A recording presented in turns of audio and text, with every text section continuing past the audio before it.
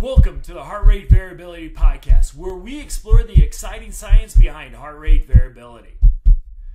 The material discussed in this podcast should not be taken as medical advice. Please check with your medical provider to make sure any suggestions or strategies are right for you. Visit us at the OptimalHRV.com website to learn more about the Optimal HRV app, download a free copy of Matt's book, Heart Rate Variability, and also get show notes and additional resources around heart rate variability and its applications.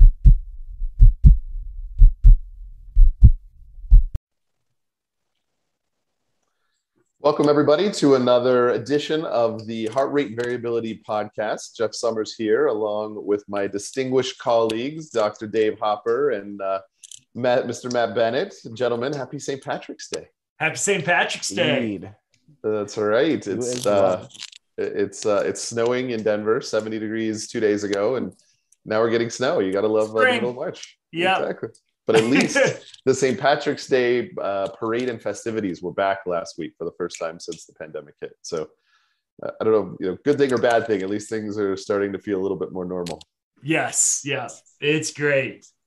That's it. So we're working on kind of a big project that we will talk more about here in future podcasts. But as part of that, gentlemen, we discuss supplements and HRV and the correlation between the two. And so figured it would be a good thing to discuss. I know a lot of folks that listen are taking supplements in some way, shape, or form. Varying from multivitamins to much more pointed supplements for specific things that they might be into. So I think a lot of people are interested in how is that affecting their HRV and what kinds of things can they do to utilize supplements to improve HRV, make sure that supplements they're taking doesn't decrease HRV, and really start to tie those two together. So that is the topic for discussion today. You two are much more, as usual, much more experts on this topic than I am, but looking forward to the discussion.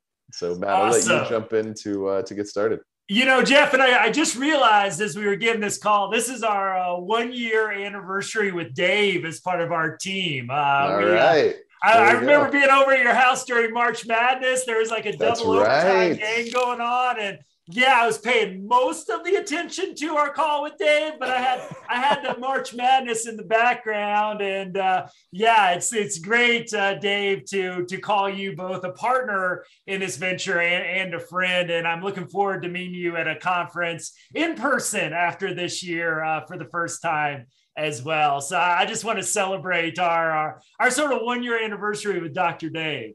Good memory, Matt. I can't believe it's been a year. Well, you didn't let us start drinking margaritas before the call. So you were setting some boundaries. So that's probably why I remember.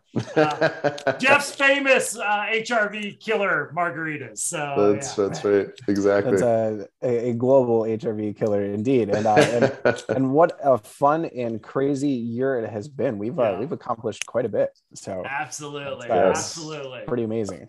I couldn't have done it without you, man. That's for sure. Great year. So we got this big project, which is going to remain a little secretive until probably our next episode. But one of the things Dave and I did as part of this was really take for me at least, a deeper look at supplements. I think if you listen to the podcast, you know that I eat a plant-based diet, and I know I don't get I can't get kind of everything I need from food. So supplements have been one way that I've looked at improving my wellness, and just something I've been fascinated with over time. I think even though I think we'll talk about, because I know Dave and I both agree on this, is that hey, whatever you can get from food is best for reasons we'll probably get into. But supplements are an interesting thing. And Dave, I think some of my most enjoyable conversations with this project was us going back and forth on this topic. And we kind of came to this, and it's not scientific. And I'll just throw out here that what you hear on this podcast is conclusions we've come through. As we'll talk about, this is a tricky area. And so there's multiple examples. And going through this process, I've actually eliminated one supplement from my regimen because the research on this is all over the place. We kind of came across page one of Google. What is that telling us? Because there's things I've actually seen whole documentaries. We did this thing on like vitamin C, for example. And I saw some documentaries about this doctor who, had to go practice in Mexico, which probably should have been maybe a trigger, that just recommended huge amounts of vitamin C, like 10,000 times, and then, but it all was positive. And then, so you Google that, and then there's this argument against it. And so we were like, okay, what does page one of Google say? And then what do the research journal articles say? Because you can't always trust Google results to give you scientific information. And you're saying the internet isn't always correct. This is the first I've heard of that. It doesn't, but the interesting thing about this is we were looking for counter arguments. So in some ways, one, we based the findings that made it into the final version of this product based on the journal review articles. And I'll kind of give it away. There's not a ton out there on heart rate variability and supplements. We'll talk about the science that we did find, but the incredible controversy of this. There's, and Dave, I like to, this is one we talked about, and I think it's fairly a safer one. So coconut oil is a great example. And I know coconut oil, is it a supplement? Is it not? But it's something that a few years back, you saw all this amazing stuff like coconut oil is going to make you live forever. And these folks that eat coconut oil live these long lives, this, that, and the other. And so I started putting coconut in my shake in the morning, gained about 10 pounds, and then re-Googled it and saw, maybe not. There's then the counter argument against why that might not be why these people are living these long lives and this, that, and the other. And so there's this really back and forth on this. And Dave, I want to kind of ask you a question that I know we kind of went back and forth is, I don't have to think a ton about supplements in my work as a mental health professional. I obviously think about it from a wellness perspective. I think I can make an argument that there's a certain supplement, at least, maybe a couple that I think we probably should get people on if we're doing psychotropic medications with folks because there are no side effects, some benefits. But I know you're much more in the wellness space than either Jeff or I are. So when you recommend things to people, and recommend might even be a too strong word, but when you're talking to your patients about this, I just kind of wonder how you approach this area of science that seems to have these amazingly big swings back and forth as far as the research is concerned. So that's a great question. And indeed, it is very frustrating when you can find great arguments for and great arguments against. Yeah. And when it comes to supplements too, especially, you have so many questions about the research that was done. Well, what supplement did they use exactly, right? Because vitamin C from XYZ company might be totally different than vitamin C from this company, even though they're both labeled vitamin C. What other fillers are in there? What is it? A capsule? Is it is it a tablet? What are we talking about? Because all of those things do have an effect. So there's a lot that can be extracted from the research, and even as most things are with supplements, is more anecdotal evidence than it is hard research, and that's a lot what we see on Google, like you were saying, the page one results. So there are so many question marks around supplements. So it is challenging. That's where I always, whenever I make a recommendation, I always say, but you have to use this brand, but here's the safe ones. Because there unfortunately is a lot of garbage, quite frankly, on the market. Can you talk about how that garbage, why there's so much garbage in the market that markets itself like it's going to extend your life by 28 years and make you happy and your marriage is going to be awesome. And, can you talk, because I found that was something interesting in our back and forth as well. Yes, absolutely.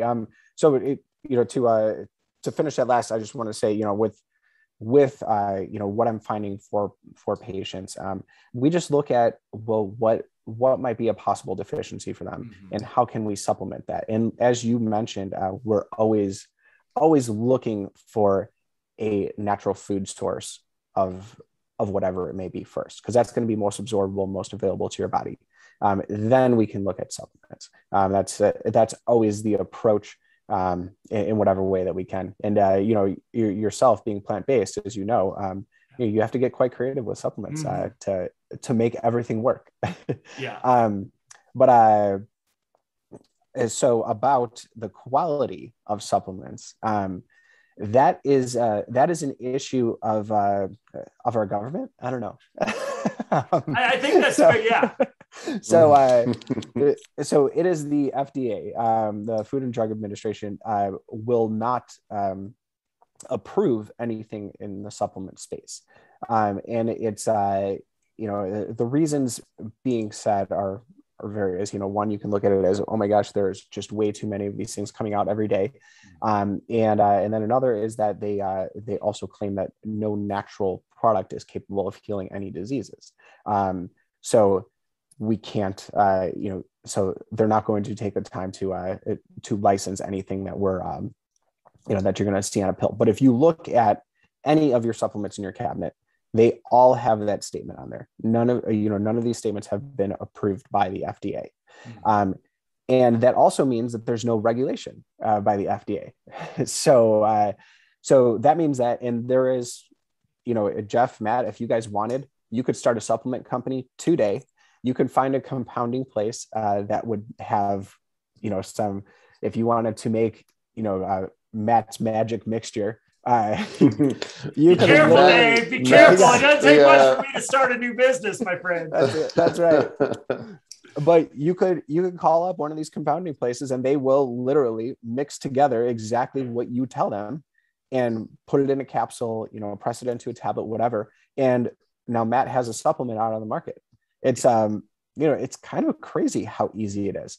And when we talk about research and that, I'm trying to remember the exact figures, but when they did a blinded test of just going to any random store, and they picked like a major grocery store or whatever it was, and pulled supplements off the shelf and tested what was actually in these supplements, it was over 80%, I believe, that were either way over, way under, or contained zero of what the label actually said. And like, how scary is that? Yeah. And that's flat out lie. Right. I mean, that we're talking about 80% of the marketplace when it comes to supplements is totally missing the mark. So it's kind of scary, and I like to think that that's not intentional. I like to think that there's an error somewhere. Yeah. 80%. Right. Data would point otherwise, unfortunately. Yes, it would. So that's where it comes to finding supplement brands that you can trust, finding third-party testing, that type of stuff. So that that you are actually getting what you are paying for, and that you're not getting a bunch of filler, that you're not getting, if it says that there's, 10,000 IUs in there, that there's only 1,000, or something like that. So that the quality matters a lot, and we can definitely give a bit of a guide as where to go for that. But yeah, that was going to be my next question. So those kinds of statistics and that reality is unfortunate, to say the least, and I'm sure will raise a lot of eyebrows. Certainly did for me. So how do you find a reputable brand that you can trust? I mean, what process do you go through as a chiropractor and somebody who's focused on your patient's wellness, to find something you can believe in, and thus recommend to other people when they come to you for advice? So there are high quality brands that hold themselves to a different standard. And as I said, they will have third party testing done. They will be, a lot of them are doctor only. So you need to be a physician to recommend these supplements. So you guys couldn't just go out and buy these at the store.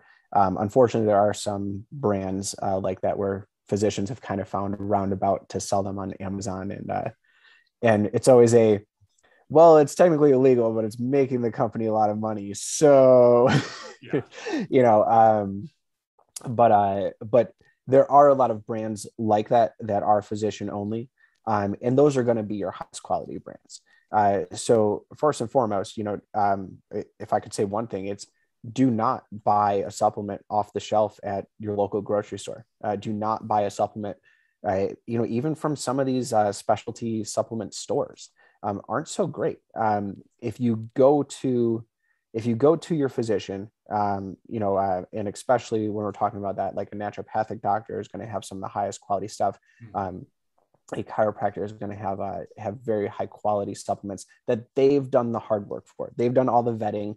They've assured that this is the best quality that you can get. Because I've had many a times with patients, and I'll say, oh, well, have you tried curcumin, for example, to replace your ibuprofen? And they'll say, yeah, I tried it. It didn't really work, and I'll say, okay, well, where did you get it? Oh, well, I got it around here. Jewel Osco is a big store, so I got it at Jewel, which is the grocery store. And I was like, okay, well, that's probably not the best.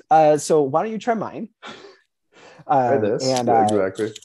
Right. And then they come back and they're like, oh my gosh, that totally replaces my ibuprofen now, because that curcumin actually did its job, because there was actually curcumin in that supplement. Or quality absorbable curcumin. Imagine that. So, yeah, it's is that a fair question? And sorry to interrupt, but no, so as I'm thinking about myself, I mean, and folks listening to this, I mean, is it a fair question when they're with their naturopath or they're with their chiropractor to ask, how did you vet these supplements, or why are you recommending this, those kinds of things? Yeah. And can I add something to that question too? Because this is, Dave, I'm sure you've seen this as well, is I'll like pick up a lot of books on wellness, and it's good information, but these guys, and they've always been guys that have done this, then the last chapter is all about selling me their supplements because there's no other supplement on the market that meets their rigorous. It's like, okay, now that I've read a half dozen of these, I can almost predict when that chapter is coming. So I just like to add that, because I'm sure folks listening to this who are into their wellness, it's like, okay, was this whole book to sell me your supplement brand? So like, yeah, I throw that out there as well with that. So Jeff, to your question first, absolutely. Ask your physician of any kind how they wound up choosing those supplements to carry at their place. And for the most part, you're going to find, hey, I learned at this conference, I did a ton of research, this other doctor who I greatly respect recommended I do this, this functional medicine doctor uses these, so I use these, it's always going to be something like that. So that should be the answer. It shouldn't be, well, I get an awesome kickback. Which in that world is a reality, right? Yeah. There is some multi-level marketing supplement companies obviously out there as well, and some of them do have great quality supplements. I do have to say, it's not impossible to find great quality supplements there. It's but then you have to ask, what's the motivation? What's the motivation of your doctor or your healthcare professional putting you on these supplements? Is it so that they can make their cut, or is it because you actually need it? And it may be a little bit of both, right? But I always like to think that it's more the latter. It's something that you actually need, so I'm going to provide this for you. And Matt, I'm sorry. Can you refresh me on? I think you kind of hit it. The marketing by so-called wellness, and I really like. these books I've gotten a lot from. So I think they're well researched, but then it's just that final chapter just makes me, and here's the used car I would like to sell you. And I'm not saying their supplements are bad. It's just like, how many people cannot find, like, did you read the other dude's book? Because they also like couldn't do, like, I just think it's like supplements are so ripe for the pitch. There's a TV doctor who I will not name. I will just say I hope a state doesn't elect him to office. That's all I'll say. That has a TV show that I think is incredibly guilty of this. And I've been caught in because I read some of his early books. It's also a dude. And, you know, was sort of impressed with him. And so when I saw him supporting some of this, I trusted his research. And then there's been a couple times where Dr. So-and-so's miracle cure, and whenever miracle's in there, I now know to turn my mind off. But then I add it and then Google it later. It's actually can be damaging. So it's just like, there's just like this huge, I think, market potential to make money off supplements without any sort of oversight or accountability to the harm you might be doing to folks. And that just like really throws up red flags with me for some of these books and, you know, folks out there giving this advice with a financial interest in that advice. Right. Well, so, you know, as you're saying, absolutely, there's the potential to make a ton of money in supplements because everybody is looking for that magic pill. And if you have horrible osteoarthritis, right? If you suffer from this day in, day out, and Dr. Matt says that he has the cure and Matt's magic mixture, yeah, you know, you're going to read that. And granted, most of these doctors who are doing things like that, they are very well researched. Yeah, their books are actually, you know, up until that point, very factual, great, very good. You know, great education on what it is about. And then that is going to be the question, you know, is that supplement of quality though? I don't know. You know, and it's going to go back to that general rule of, you know, is this something that got third party tested? Is this something that was well vetted? You know, can you trust this? Do you know other people? And especially when it's something like that, Matt, like you said, a book of some kind, check the Better Business Bureau. Yeah. Honestly, I've done that before for patients who are like, no, I swear. And like, you know, and I've seen the pamphlets that they've gotten and this and that.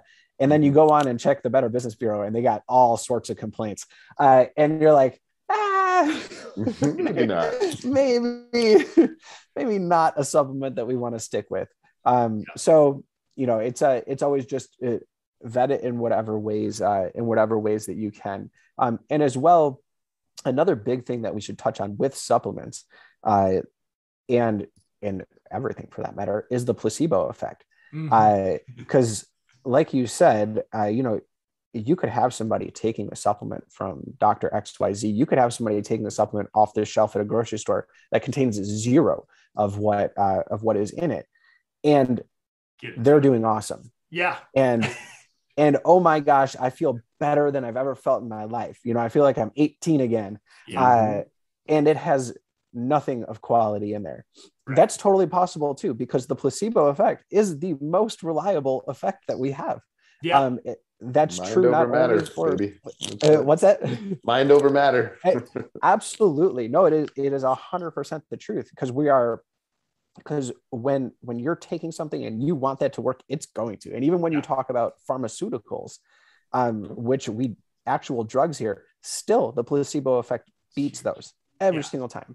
And I think this is so cool because I had this idea, probably five or so years ago, to make placebo pills, and just, you know, like, here's your placebo pain pills. And there's already a company actually doing that, that sells nothing pills, but they're placebo, and it says they're placebo on there. But look on Amazon, it has great reviews. Like, which is so cool. It's like, I wish there was a line in my medical disclosure to say, give me placebos, just don't tell me. Like, exactly. There is that mental part to it, which is what placebos are. It's like the dopamine, endorphin, serotonin release of thinking you're going to be better. So I'm like, lie to me. Like, don't give me antibiotics, but tell me you're giving me antibiotics. Never give it, unless I'm dying, don't give me antibiotics. But tell me that I'm going to feel better within 2 days. So that's right. Don't mess with my gut flora. Exactly. Absolutely. But make me think that I'm killing the bacteria infection that I'm taking the antiviral for. Yeah, exactly. Yes. Yeah, no, so it's that is another real thing as well. So Dave, I like it. Jeff, I'd love to hear if you do this or not too. But one of the initial drafts I got from our friend Dr. Dave was throw away your multivitamin right now. And immediately I took a picture of my multivitamin and sent it to him. He didn't tell me to throw it away. I tried to justify why I'm taking it, but and in the final draft, we didn't use quite as powerful language, but I think, you just look at the multivitamin industry and it's billions of dollars. And while I might have walked you back from that original statement, I love those powerful stands. So why would you, and I won't make you say that again to encourage everybody to throw away their multivitamin, but what's wrong with multivitamins for a lot of people, if that's a pretty safe way to ask that question? Yeah. So there's nothing wrong with multivitamins. It's not that there's anything wrong or, for the most part, nothing that's going to really harm you. It's just that you're wasting your money with a multivitamin, and reason being, because, we go and say, all right, we're going to go back to Matt's Miracle Mixture. We're back there. So Matt's Miracle Mixture is going to be the best thing on the market, as far as multivitamins go, and it's going to have, this much vitamin D and this much vitamin C and this much, of all the B's, and this and that. Can I just say that I'm after this conversation, by about June 15th, Matt's going to have a new book titled Matt's Magic, and this is going to be his new project. So we just planted that seed today. Well done, Dr. Dave. There we go. That can be our April Fool's recording. Yeah. There you go. Exactly. that turns real. Stop it! I'm not writing another book by this summer. So just put that out there. Well, April Fool's, man, you got 13 days. Yeah. That's right. Exactly. The other thing too, Dave, I like to throw out with this too is that, and I like to get this opinion because with the multivitamin issue about, just to throw this into your answer here about, kind of the magic that you get from nature of, like, you look at things, Apple is often an example, is that, it has a lot of vitamins that you get in a multivitamin, but fiber and other things with the apple allows for that absorption in a way multivitamins didn't work. I love to just throw that into what you're thinking around multivitamins as well. Yes. So again, why a natural food source is always best and most bioavailable, most absorbable is because of that. Exactly. God, nature, whatever it is that you want to think of, made everything perfect, right? Everything in nature fits together perfectly, including us, and how we absorb things. So as you were saying, where we see a great source of whatever vitamin it may be, there also accompanies something that helps with the absorption of it, or something that complements it. So there's always those pairings in nature, which again is why it's so important to get food sources as opposed to a supplement source wherever possible. Unfortunately, with food quality these days, that can supplements become more and more and more necessary. Yeah.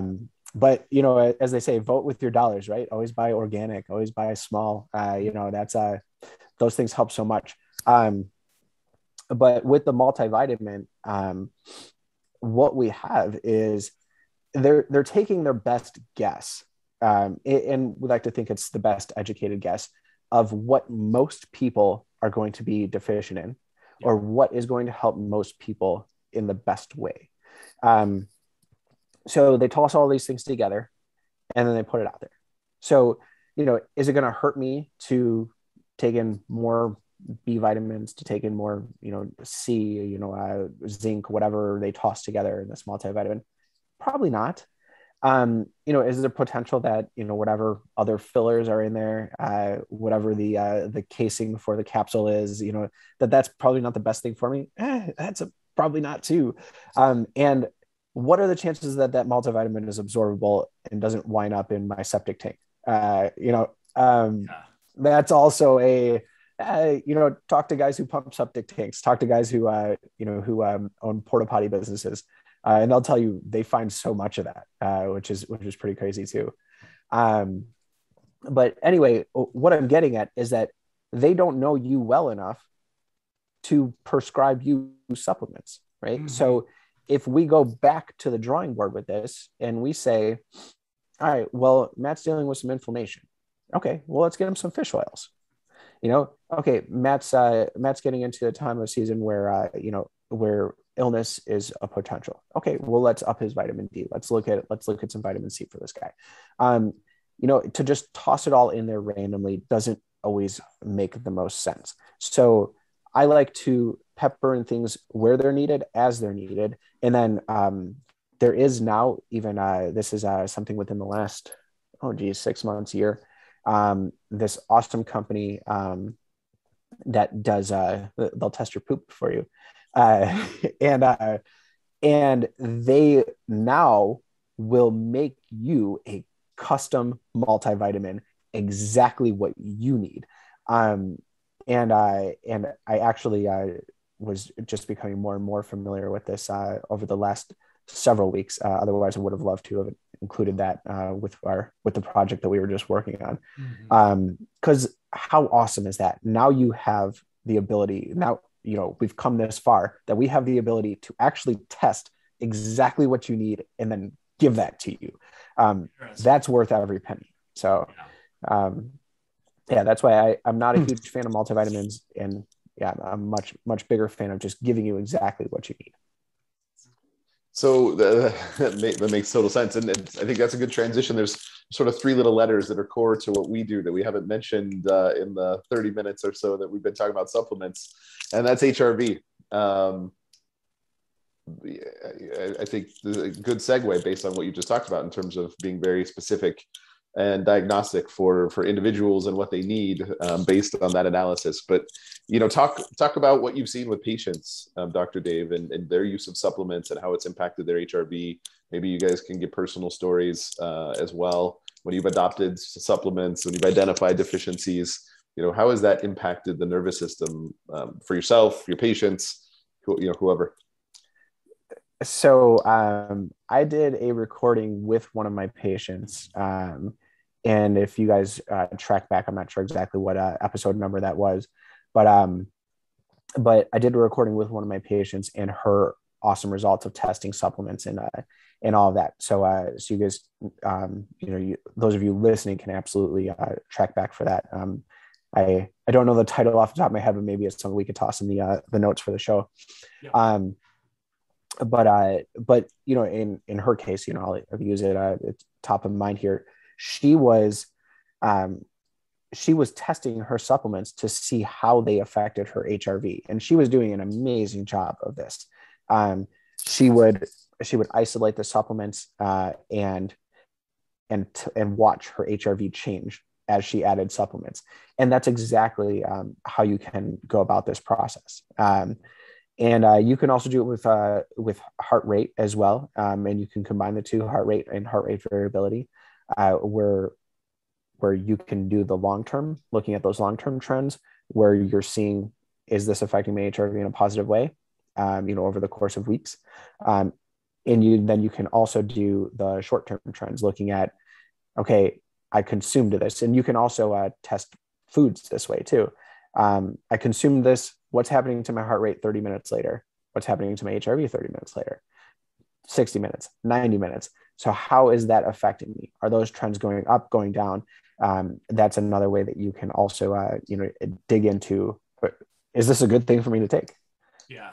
And part of our discussion, I shifted a few of sort of my things I take for healthy stress response. I've changed my supplement routine because of what we talked about of, usually you think about, and this maybe just growing up the way I did, you take your supplements in the morning, with breakfast, whatever it might be. And shifting a few tonight was part of some of the really increases, or I contribute that partly to some of the big spikes that I've seen and increases over the last year in my heart rate variability. So I think I'm an example of that. I think there were a lot of variables in play, but that was one I could really say, hey, when I shifted some of those into the evening, that my sleep quality was better, and therefore my HRV improved as well. So yeah. Yes.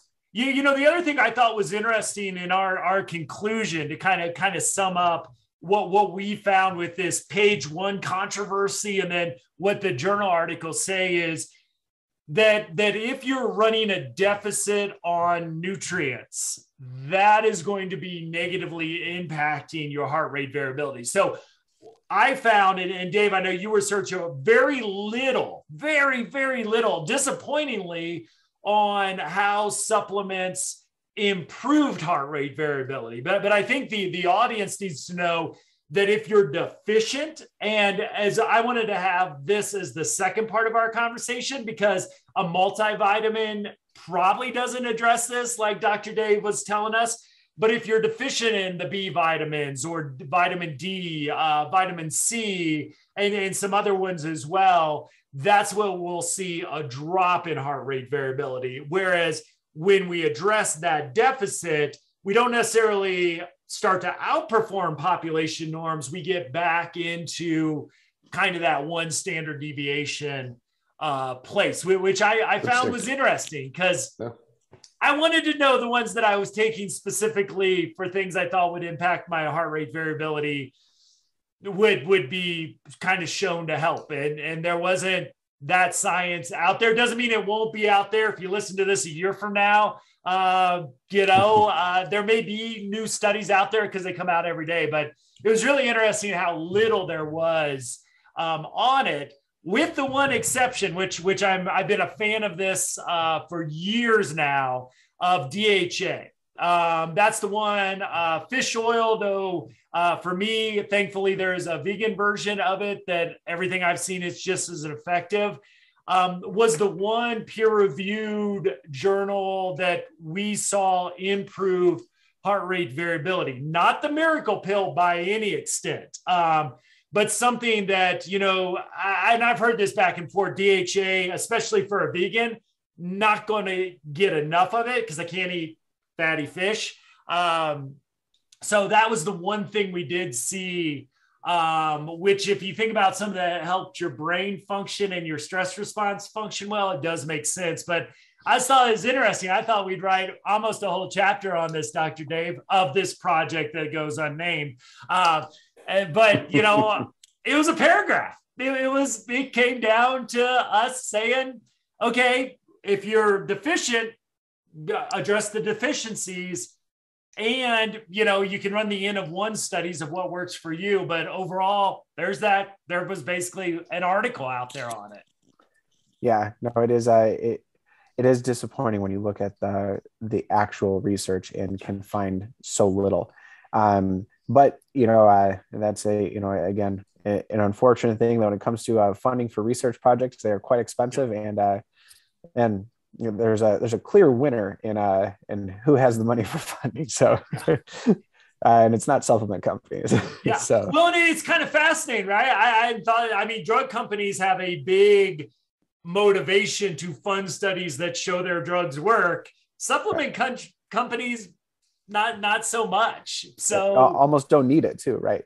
Exactly. So I just wonder, one of the things I want to share this before we leave, because it did come out of this searching, because one of the supplements where I just feel angst at the world about was melatonin, that I used for several years to help sleep. And every time you Googled it, no negative side effects. And now all of a sudden, hey, you're sticking a hormone in your body every day that you're not naturally producing, and now you're seeing both on the side of it's not that effective for most people, and there can be those negative consequences. It seems like I might still use it if I travel more than 2 time zones away, because I do see some research to support to adjust to time zone changes, that it can be effective. But that was one I just like to share with the audience that I took pretty much on a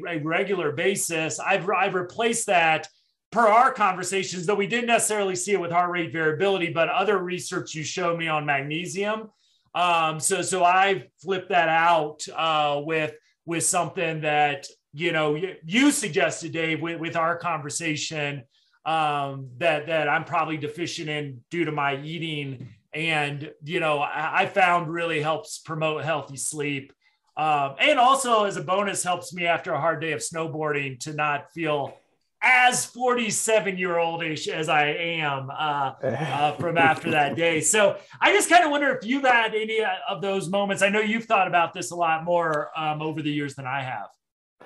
Well, to address exactly what you were saying with melatonin specifically, as a general rule of thumb around supplements, I always go with if my body naturally produces this endogenously. So if I naturally make this and you begin supplementing with it, your body is extremely wise.